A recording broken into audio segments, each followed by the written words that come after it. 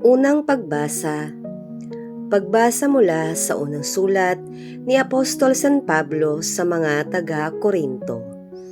Mga kapatid, tungkol naman sa mga walang asawa, wala akong maibibigay na utos mula sa Panginoon, ngunit bilang isang taong mapagkakatiwalaan dahil sa habag sa akin ng Panginoon, magbibigay ako ng aking kuro-kuro. Dahil sa matinding kahirapan sa kasalukuyan, inaakala kong mabuti pa sa isang tao ang manatili sa kanyang kalagayan. Ikaw ba'y may asawa na? Huwag kang makipaghiwalay. Wala ka pa bang asawa? Huwag mong hangaring magkaasawa. Kung ikaw ay mag-asawa, hindi ka na nagkakasala. At kung ang isang dalagay mag-asawa, hindi siya nagkakasala. Ngunit magdarana sila ng mga kahirapan sa buhay na ito at iyan ang ibig kong maiwasan ninyo. Ito ang ibig kong sabihin, mga kapatid. Malapit na ang takdang panahon, kaya't mula ngayon, ang may asaway mamuhay na parang walang asawa.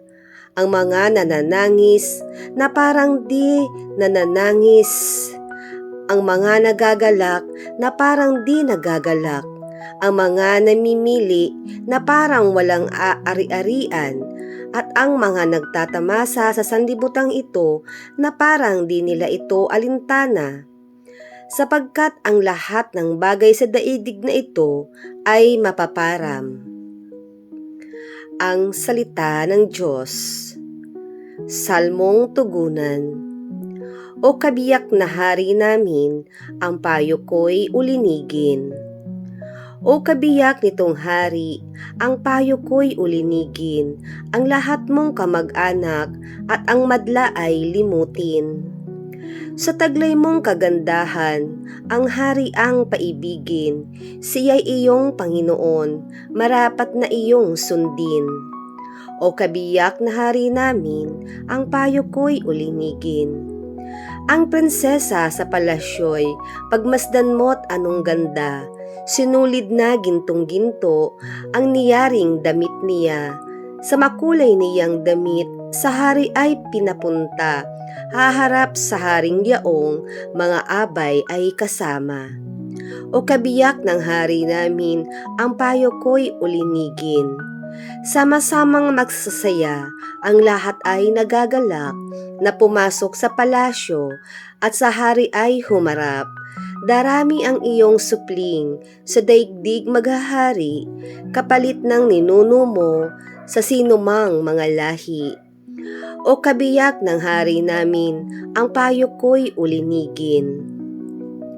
Aliluya, aliluya, magalak kayo'y magdiwang, malaki ang nakalaang gantimpala ninyong tanan. Aliluya, aliluya. Mabuting balita. Ang mabuting balita ng Panginoon ayon kay San Lucas. Noong panahong iyon, tumingin si Jesus sa mga alagad at ang kanyang sinabi, "Mapalad kayong mga dukha, sapagkat ang Diyos ang maghahari sa inyo. Mapalad kayong mga nagugutom, sapagkat kayo'y bubusugin. Mapalad kayong mga tumatangis ngayon, sapagkat kayo'y magagalak. Mapalad kayo kung dahil sa anak ng tao, kayo'y kinapupuutan, ipinagtatabuyan at inaalumura ng mga tao, at pati ang inyong pangalan ay kinasusuklaman. Magalak kayo at lumukso sa tuwa kung ito'y mangyari, sapagkat malaki ang inyong gantimpala sa langit. Gayon din ang ginawa ng kanilang mga ninuno sa mga propeta. Ngunit sa aba ninyong mayayaman ngayon, sapagkat nagtamasa na kayo ng kaginhawahan. Sa aba ninyong mga busog ngayon, sapagkat kayo'y magugutom. Sa aba ninyong nagsisitawa ngayon, sapagkat kayo'y magdadalamhati at magsisitangis. Sa aba ninyo kung kayo'y pinupuri ng lahat ng tao, sapagkat gayon din ang ginawa ng kanilang mga ninuno sa mga bulaang propeta. Ang mabuting balita ng Panginoon. Panalangin ng bayan. Mayaman o may hirap, lahat tayo ay sama-samang tinatawag ng Diyos bilang kanyang mga anak ng kaharian. Manalangin tayo sa Ama ng may tunay na puso. Panginoon, dinggin mo ang aming panalangin.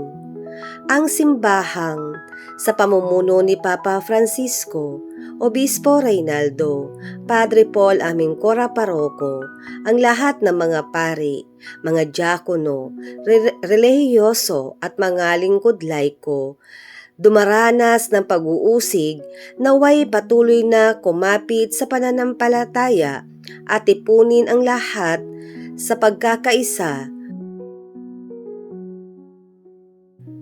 Manalangin tayo sa Panginoon. Panginoon, dinggin mo ang aming panalangin. Ang mga dukha at mga nagugutom, naway tumanggap ng kanilang kabusugan sa pamamagitan ng tapat na paglilingkod ng ating mga pinuno. Manalangin tayo sa Panginoon. Panginoon, dinggin mo ang aming panalangin. Ang mga sumasampalatayang inuusig, iniinsulto, kinamumuhian at inaabuso, naway magbunyi sa kasiyahan ng kahariang naghihintay sa kanila. Manalangin tayo sa Panginoon. Panginoon, dinggin mo ang aming panalangin. Ang mga may sakit at mga matatanda, naway makadama ng kasiguruhan sa pamamagitan ng ating pag-ibig at pag-aruga sa kanila. Manalangin tayo sa Panginoon. Panginoon, dinggin mo ang aming panalangin. Ang mga tapat na yumao, naway tumanggap ng habag ng Panginoon sa tulong ng ating mga panalangin. Manalangin tayo sa Panginoon. Panginoon, dinggin mo ang aming panalangin.